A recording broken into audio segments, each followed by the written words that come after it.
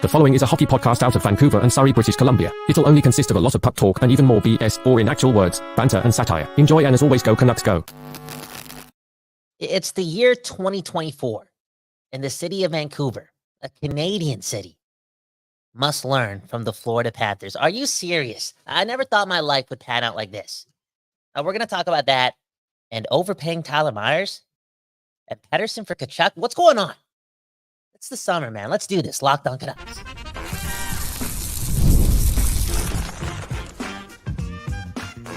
You're Locked On Canucks, your daily podcast on the Vancouver Canucks, part of the Locked On Podcast Network, your team every day.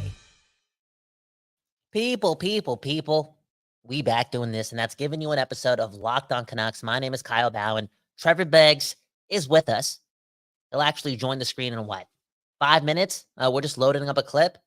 Did he compare the Panthers to the Canucks? No, he didn't. But did he say we need to learn from Florida? Yes, he did.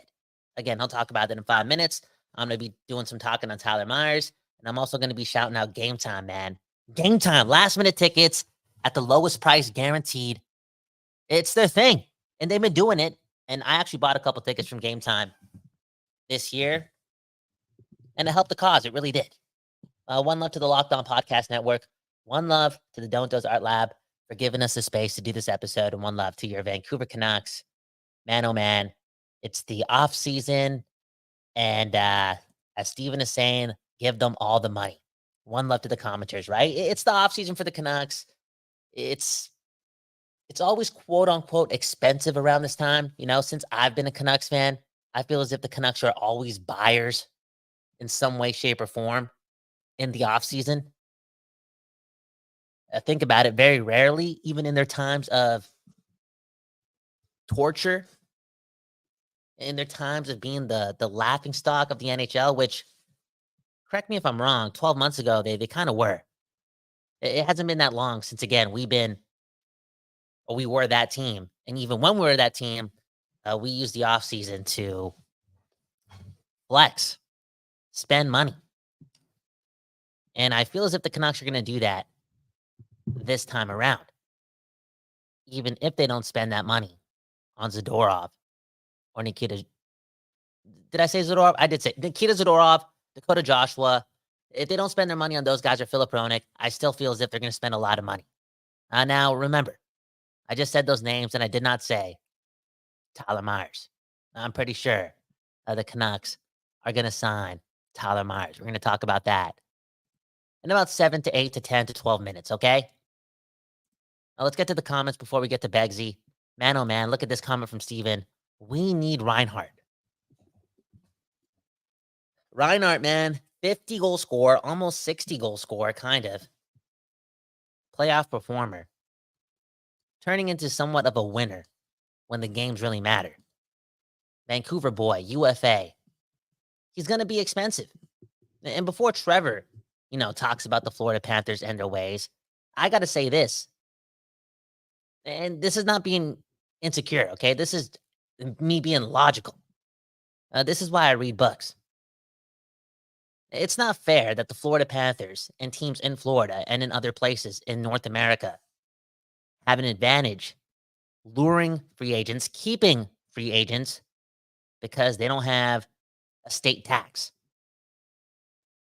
It's realistic for Reinhart to sign for $1 to $1.5 million less per year than he would a lot of other teams, including Vancouver, because, again, Florida has no state tax. How is that fair in a league that has a hard salary cap? Again, it's not me being insecure. I'm just saying it's not fair. Don't get me wrong. I love player movement. And keeping players on your team is against that fascination, right? Again, player movement is good for the conversation. It's good for entertainment. It's good for the league. It keeps fans on their feet for 12 months a year. But man, you know what else is cool? Keeping your good players. And Florida has a way easier chance of doing that because, again, of that no state income tax. I can't be the only one thinking that. They got to change that somehow, some way. Or they got to get rid of the hard cap. If teams want to spend more and pay a fine for it in some way, shape, or form, let them do it. Let them do that. It only makes sense, okay? For years and years and years and years, the NHL, the NHL did what? They saved the Arizona Coyotes for, again, years and years and years and years, and now they're the Utah Hockey Club. Wasted money. Money that could have been spent on paying the fines for, again, not obliging by the hard cap. Now go to a soft cap system. Do so, again, because we don't got the Arizona Coyotes anymore. And also because, again, there's two teams in Florida. Two really good hockey clubs in Florida. Two of the best teams over the last 5 years. Doing business in a way that gives them one of the biggest advantages in sport. Again, am I jealous? Am I sad? Am I a little insecure? Maybe. But my name's Kyle Bowen. I cheer for the Vancouver Canucks. And last time I checked, the Florida Panthers, Florida, averaged what? 9,000 fans per game. Like 7 or 8 or 9 or 12 or 13 or 14 years ago. Remember, we're talking about the Florida Panthers. That hockey city. They're about to reach their third Stanley Cup final in 25 years. Is that right? You know who has the same amount as Florida when it comes to trips to the final part of the dance? The Stanley Cup final, the Vancouver Canucks. We don't deserve that. That's nuts. That's unreal. And that's, again, making me a little sad. Change the rules, man. Make it more fair. Make it more fair. All in all, Sam Reinhart, that dude is not going to become a Vancouver Canuck. I'm sorry, Steven. Anywho, let's get to Trevor. He'll be talking more Florida Panthers, Vancouver Canucks relations, right? He's saying that the Canucks should learn everything about hockey and hockey culture from the Florida Panthers. And then we'll shout out Game Time. And then when we do all that, afterwards, I'll talk about Tyler Myers, okay? Some more, and get your comments. Again, you're listening to Locked On Canucks. The Florida Panthers might be proof that good things can happen to cursed NHL teams. I'm Trevor Beggs, co-host of Locked On Canucks. Happy Friday to you. Got to let you know today's episode is brought to you by Game Time. Download that Game Time app, create an account, and use code LOCKEDONNHL for $20 off your first purchase. Terms, they do apply. The Florida Panthers, okay, I've been chirping their fan base all week, and hey, rightly so. Let's go Rangers chants ringing out loud through their arena, but you know what? They built a damn good hockey team. And despite the fans there, not being as passionate as most other NHL teams, this has been a cursed franchise for a long, long time. I touched on this week. I did write an article 5 years ago, the 21st Century Misery Rankings. And the Florida Panthers at the time, this was 2019, in my eyes, based on regular season and playoffs, were the most miserable franchise in the NHL. They made the playoffs 3 times in the 21st century back in 2019. That's sadness, okay? But things have turned around, and this team looks like they're on the verge of their second straight berth in the Stanley Cup Finals. And the way they're playing right now, they might just be the favorite. Now, I want to talk a bit about how the Vancouver Canucks can be more like the Florida Panthers. But here's the caveat I got to say right away. I don't think there's another team, at least in this era, that's going to build their team the way the Florida Panthers did. They struck gold in so many situations where they gave up next to nothing. It's just going to be hard to replicate. In fact, it's going to be impossible to replicate now. I know that their strategy has been touched on before. They took a lot of swings on guys that didn't cost a lot. And some didn't work out, like the Vinny Hinostrozas and the Anthony Declares to a certain extent, although he had a good run there. But there's 4 guys in general who have absolutely elevated that team and cost next to nothing to acquire. It was Sam Bennett for Emil Heineman and a second-round pick, so basically 2 second-round picks for Sam Bennett. Brandon Montour for a third-round pick at the 2021 trade deadline. They signed Carter Verhaeghe as a free agent on a cheap deal back in October of 2020. And then last but not least, of course, this one hurts Canuck fans, but Gustav Forsling. They claimed him off waivers, and what has he done?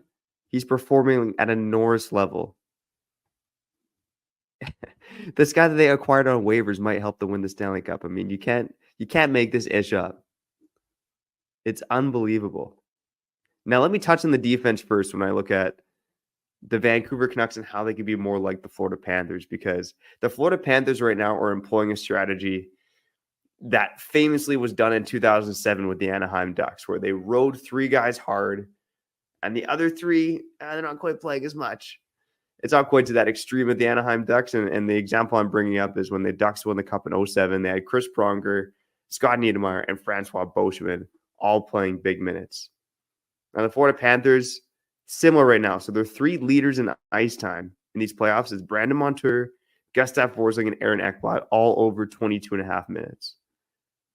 They'll have Nico Mikkola, 4th with 1850, and then Oliver Ekman-Larsson, old friend Oliver Ekman-Larsson, and Dmitry Kulikov. Yeah, they are not playing a lot. And they've only played 6 defensemen in the playoffs so far, which is also kind of incredible. But really, top 3 and a bottom 3 with the Florida Panthers. Now, when you look at the Vancouver Canucks, this offseason, they have a lot of decisions to make on this defense. And I know Kyle's going to touch on it more later on in the show, but reports this morning suggesting that Tyler Myers is going to re-sign in Vancouver, which isn't a surprise, but Rick Dhaliwal is reporting that they're close, and it's a 2 to 3 year deal in the $3 million range. You know, my quick thought on that is, why is Tyler Myers your top priority? And every dayers know it. We talked about it earlier this week. Tyler Myers had a great season. 5 goals, 29 points. He was a beast in the playoffs.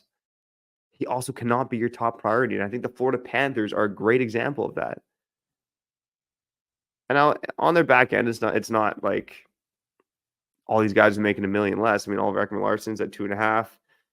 Nico Mikkola and Dmitry Kulikov over the $1 million mark. So it's not like these guys are on, absolute like basement bargain contracts. But the priority for this organization has been to keep that top 3 together. And they might not be able to do it past this offseason because Brandon Montour is an RFA, but we'll see how that goes.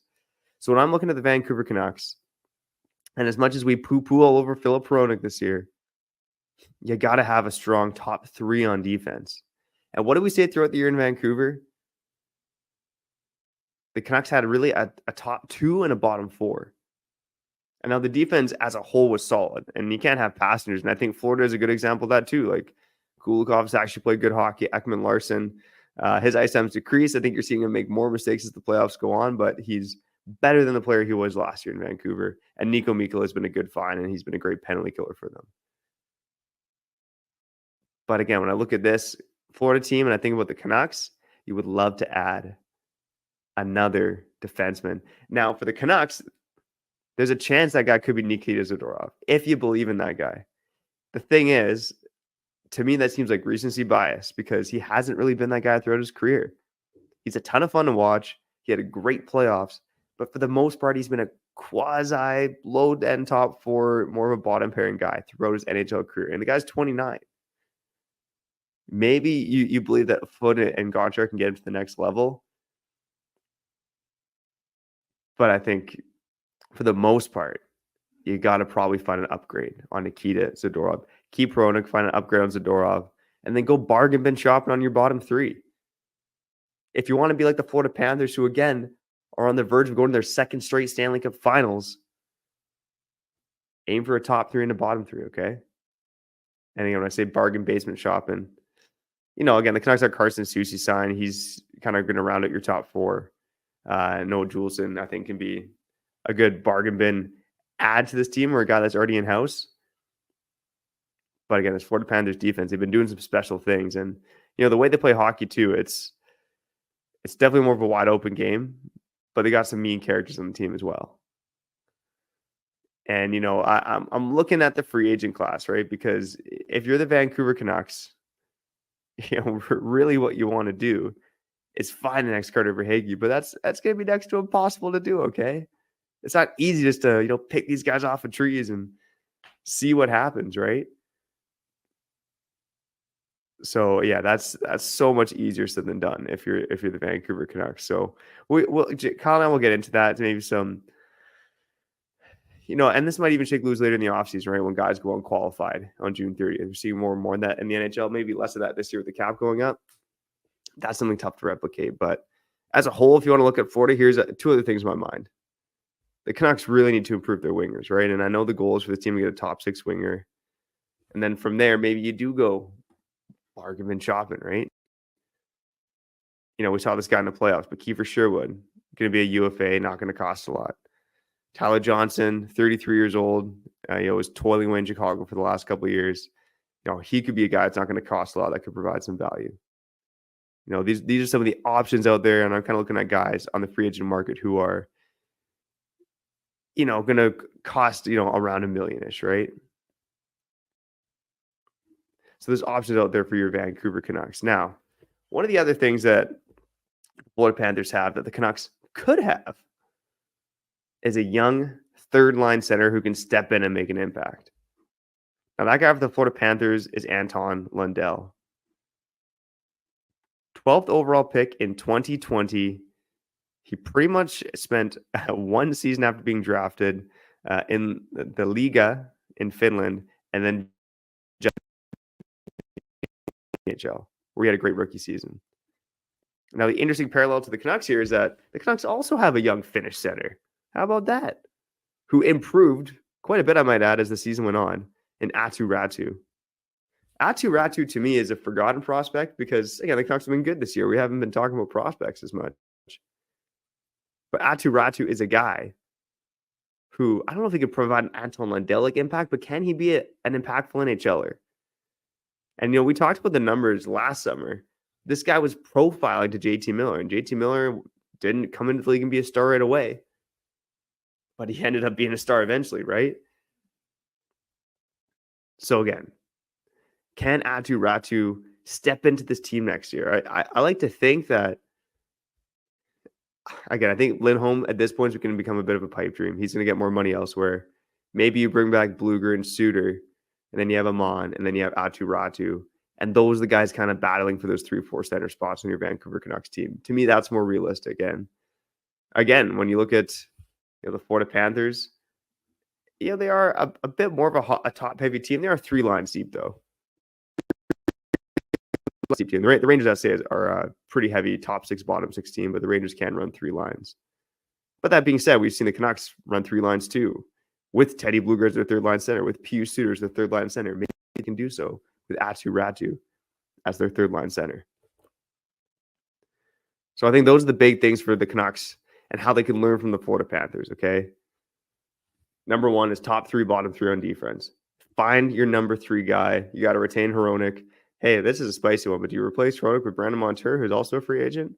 By the way, Brandon Montour's contract projection, the guy's going to be 30 years old, 6 years, $7.7 million per season, according to AFP Analytics. Hronek is 4 years younger. I'm just going to throw that out there. So top 3, bottom 3 on defense. Bargain bin shopping, okay?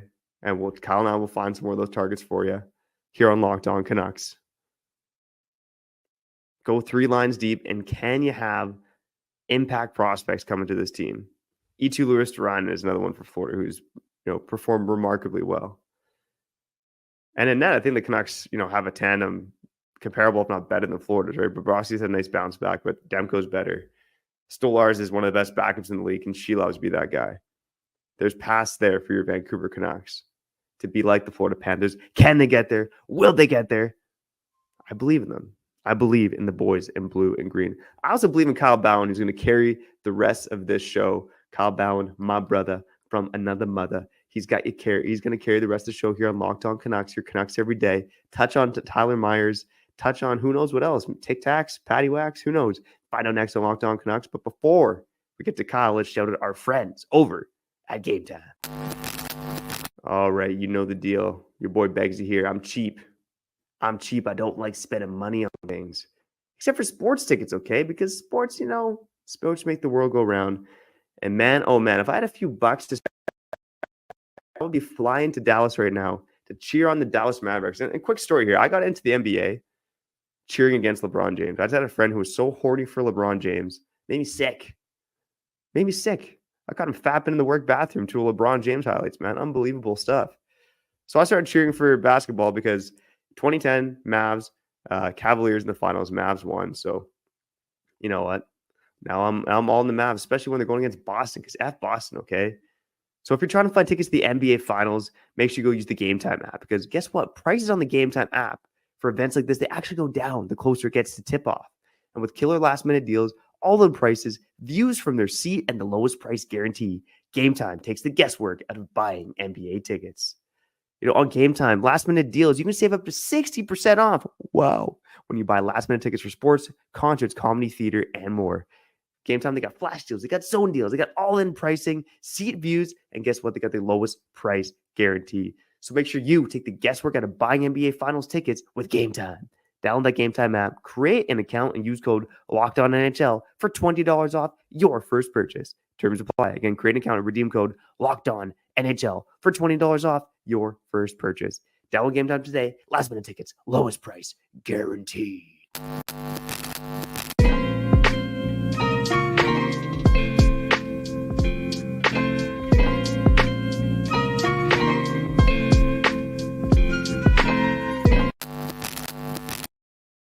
People, we back doing this, talking about your Vancouver Canucks. One love to Trevor Beggs for doing just that, and that's, creating a map where the Vancouver Canucks can become the next Florida Panthers. Okay, I thought we were supposed to do this the other way around. When I was a young chap growing up, watching the game of hockey, wanting a Stanley Cup, dreaming of a Stanley Cup, bragging about everything Vancouver Canucks, I wanted them to be, the inspiration, the standard. Definitely not Florida and that city. And here we are in the future. And again, I always say this, man. Some dreams don't come true. It is what it is. But you got to keep trucking along. Speaking of which, let's keep talking everything about your Vancouver Canucks. And more specifically, everything Tyler Myers, right? There's a report out there from Rick Dhaliwal saying what? Saying this. The Canucks and Tyler Myers possibly close on a 2 to 3 year deal worth $3 million or less per year. So that could be what? 2 years at $6 million, 3 years at $9 million, blah, blah, blah. Look, I gotta poo-poo on this just a bit. Because I feel as if $3 million is way too much for Tyler Myers, considering that money could be used for Joshua or Zadorov, right? Like, how about sign those guys first, or one of those guys, before you go and sign, in my opinion, your fifth best defenseman. Speaking of which, here's the thing with Tyler Myers too, okay? He looks appetizing for a coach, right? You look at a guy like Adam Foote, and he looks at Tyler Myers, and he sees everything, and then some. Tyler Myers, a guy who could do the most. And we saw it in the playoffs, right? A little bit too much Tyler Myers. Look at what happened in Game 6 and Game 7 against the Oilers. Yeah, the Vancouver Canucks, overall, were pretty bad. Pretty non-competitive. But man, oh man, Tyler Myers, A, playing too much and not executing. Speaking of which, okay, can we talk about the minutes? And this is, again, why I have to bring this up. Is Tyler Myers too appetizing for a guy like Adam Foote and for Rick Tocchet to not overplay in the playoffs when things get tough? Again, in my opinion, he's the fifth best defenseman. But like we saw in the playoffs this year, he was being used as a top 4 guy. He was being used 3 more minutes, almost more than Carson Soucy. In what world is Tyler Myers a better defenseman than Carson Soucy? And wasn't Tyler Myers fixed this year because we were using him less? You know what I'm saying? Here's another thing, too. Tyler Myers, a guy who almost got 20 minutes per game in the playoffs. So what if you reduce his minutes by 5 minutes and just play Quinn Hughes some more? I was, harping on that game in and game out. And I look at things like this, okay? Look at Dallas and Miro Heiskanen. Again, completely different players, but elite, right? Really elite. And Heiskanen right now averaging 28 minutes a game. Am I seeing that right? Yes, I am. 28 minutes. Again, I compare Tyler Myers to a number 5 defenseman. Miro Heiskanen is playing 10 more minutes than Ryan Suter, the 5th best defenseman on Dallas. You go over to Vancouver, and Quinn Hughes is playing 4 to 5 more minutes? More than your 5th best defenseman? Something's not adding up. Again, it's keeping Tyler Myers around, still giving him $3 million. It's going to be too appetizing to play this guy when, in reality, it's quite obvious that this guy should not be getting 20 minutes a game in the playoffs. Let's look at other teams, okay, and their 5th defenseman. Look at Florida. Again, every situation is different, but look at this, okay? Brandon Montour and Gustav Forsling and Ekblad, okay? They're all around the 22 to 23-minute mark per game. And let's go to, who should we call out here? Oliver Ekman-Larsson. I think we could also go to Dmitry Kulikov. Anyways, you're seeing Brandon Montour, Gustav Forsling, and Ekblad play about 8 more minutes than Oliver Ekman-Larsson, who could be the 5th best defenseman and probably is on Florida. You get what I'm saying? All playoffs long. I kept saying, man, play those guys less and just play Hughes more. Time in and time out. As a Canucks fan, we were facing that. Right? In the past, the Duncan Keiths, the Drew Doughties. Why are we seeing our 5th defenseman play only 4 minutes less than our number 1 Norris candidate type of guy? Why? Because, again, on paper, Tyler Myers is appetizing. And he does a lot of good things, but overplaying him opens up the door to chaos, mistakes. Game 7. Scores 1-0 Oilers. Myers has the puck in the defensive zone. It's the end of the McDavid-Draisaitl shift. They've been on for a minute plus, and what does Tyler Myers do? He ices the puck. 5 seconds later, what happens? Cody Ceci from the point makes it 2-0. Little things like that. Again, Tyler Myers is playing way too much, in my opinion. Let's go to the Rangers, though, okay? Another team that's in the Final Four. Adam Fox, Norris type of guy, right? Elite, super elite. One of the best defensemen in modern history, averaging 24 minutes a game. I'm just going to go to a random defenseman who kind of sounds like a number 5 guy, okay? Let's go to Eric Gustafson. Averaging what? Averaging, I guess, is he...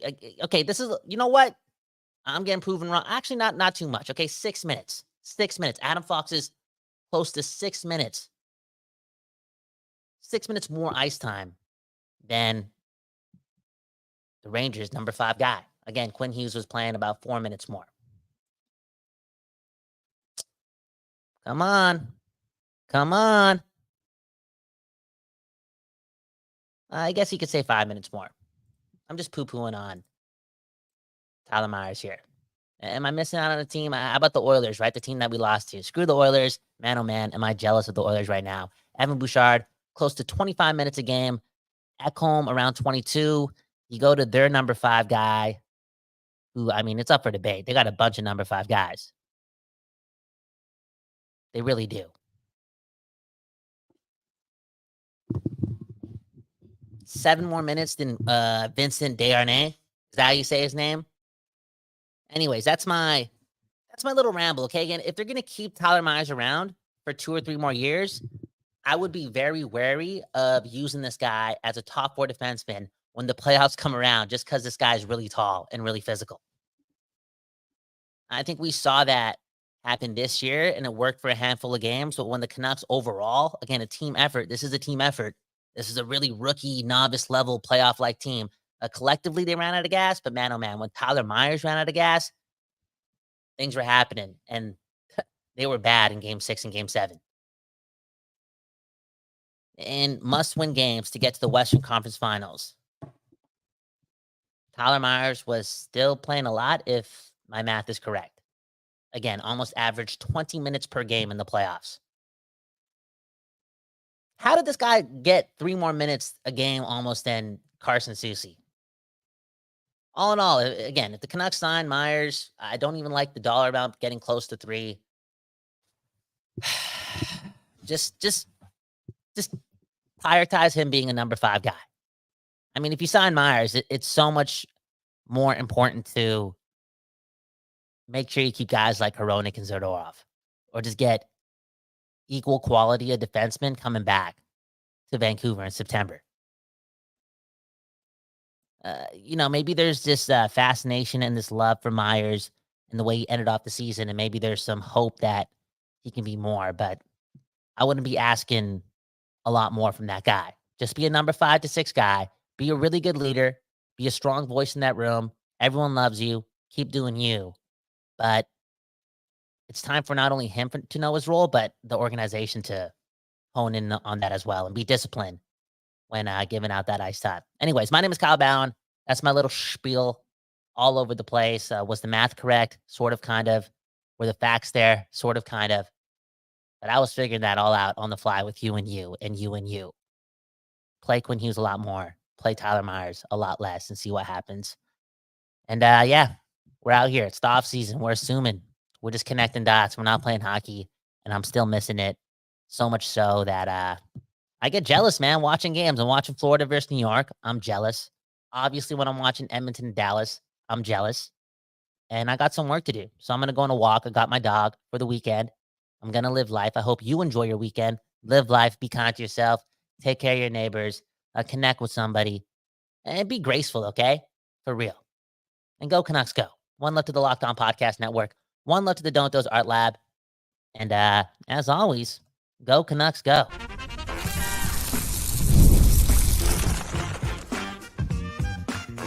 Your Locked On Canucks, your daily podcast on the Vancouver Canucks, part of the Locked On Podcast